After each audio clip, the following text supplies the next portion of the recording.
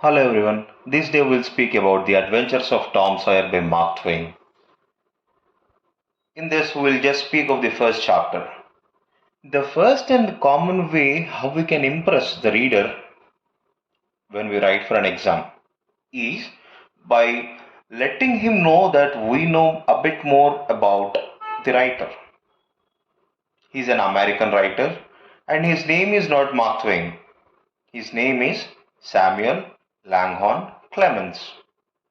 But he is more famous by his pen name called Mark Twain. So we can just say Mark Twain, who is actually named as Samuel Langhorne Clemens, wrote this chapter. We can start with this thing. So we'll see the first part of this. Chapter 1, Tom and the Fence. Tom, there was no answer. What is that, boy? Tom. Aunt Polly looked under the bed, but she found a cat. Tom, she cried. Then she heard a noise behind her. A small girl ran fast and she stopped with her hand. So the scene opened this way. A lady is searching for a guy named Tom. Tom, where are you? So like she was trying to search in all the possible ways.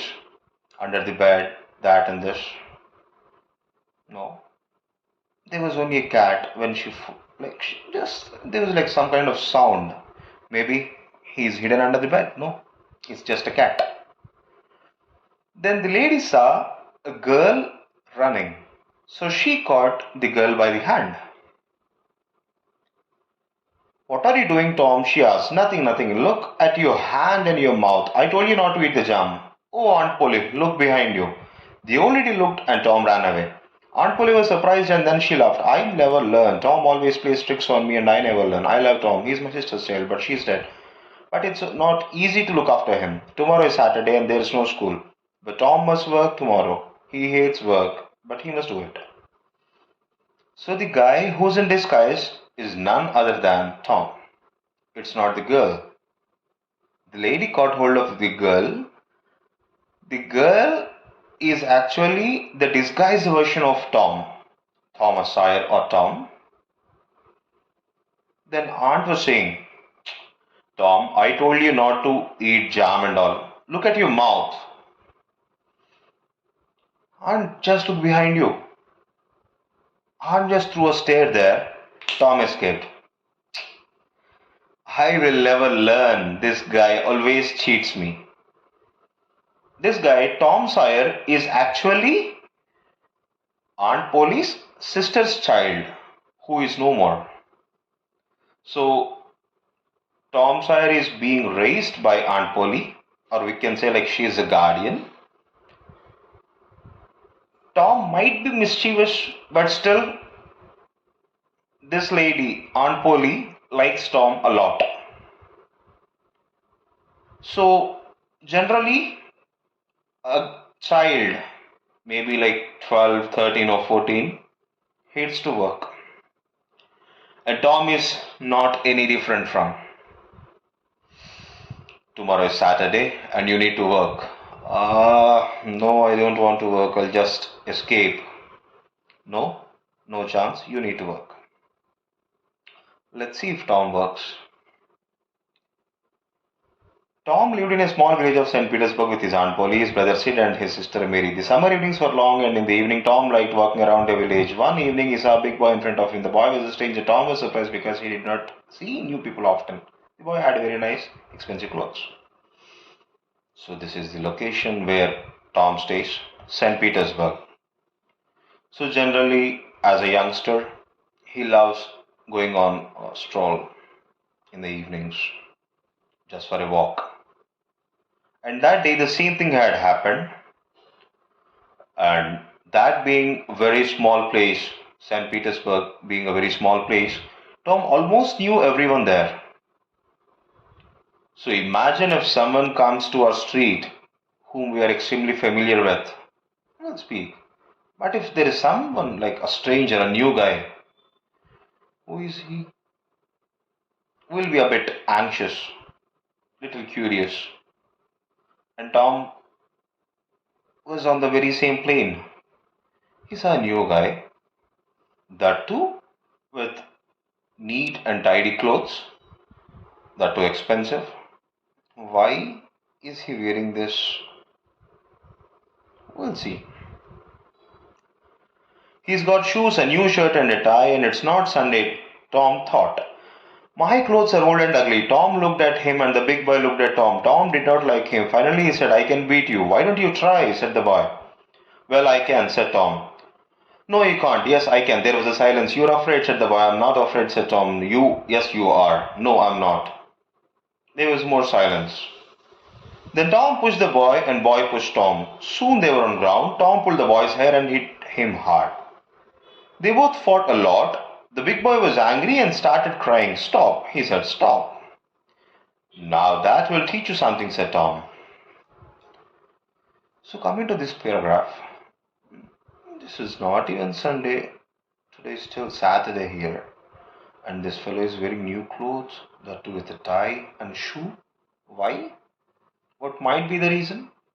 So generally these people have a culture of bathing on Sundays. It doesn't mean that we don't do, but they are in the cold countries, like they might skip bath for a day or two, but on Sunday it's a must for them, for the guys who go to church. So at least a few go. So of those few, the ones who go will be wearing neat and clean clothes. The attire will be fresh. So Tom was thinking, today it's not Sunday. This guy is dressed well. And knowing the nature of Tom, he's too mischievous. So he just wanted to have a conversation, but that conversation became a heated one that went into a fight. Tom is just an average guy, and the other guy, the stranger, is a big man. Like we can say a big boy or just heavily built boy. This Tom is saying to him, this guy, I can beat you. Who on earth will say this to a stranger? I will or I can beat you. Remember, you're comparing a 60% of body to 100%. So the 60% body will not say, but Tom here is on the opposite plane. He was like, I can beat you. The boy was like, huh? You? You can't beat me. Let's see. Finally, Tom took over the boy, and the boy yelled in pain and was like, stop, stop it. Now Tom was like, this will teach you a lesson.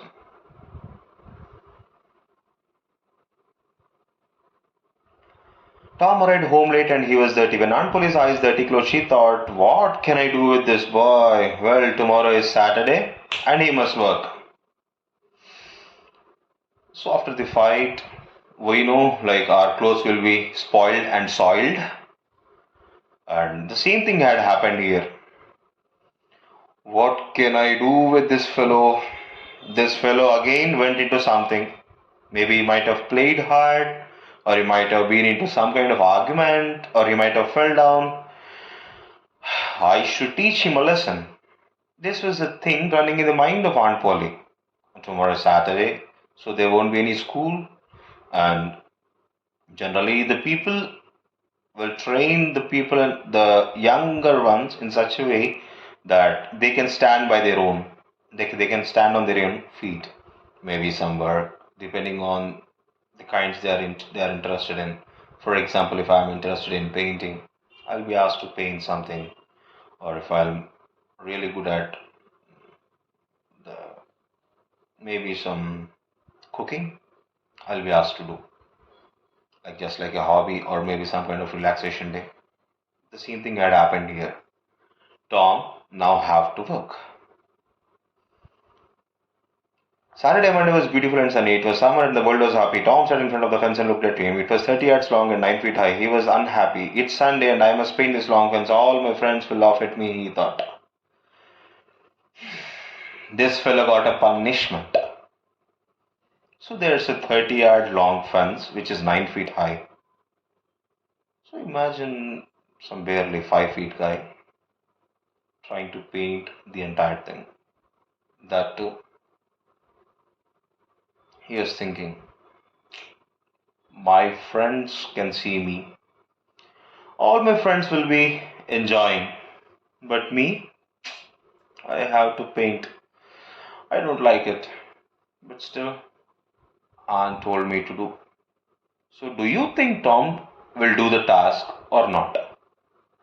Let's see. He put his long brush in the white paint and started painting. He stopped and looked at his work. He then continued painting. After a few minutes, he had a great idea. He continued painting the fence. He saw his friend Ben Rogers in the street. Ben had an apple in his hand. He came to look at the fence. You working for you, Aunt? Said Ben. Tom said nothing. He continued painting. So, general thing that when we are doing something which is uninterested to us and which is a kind of punishment, which will be known to our friends, we feel a bit hesitated. For example, if we are asked to do some rubbish work, which we consider it as rubbish, we might consider it as rubbish. When our friend sees us, can we bounce back with words? Obviously, no. It's a big no. So, what happened?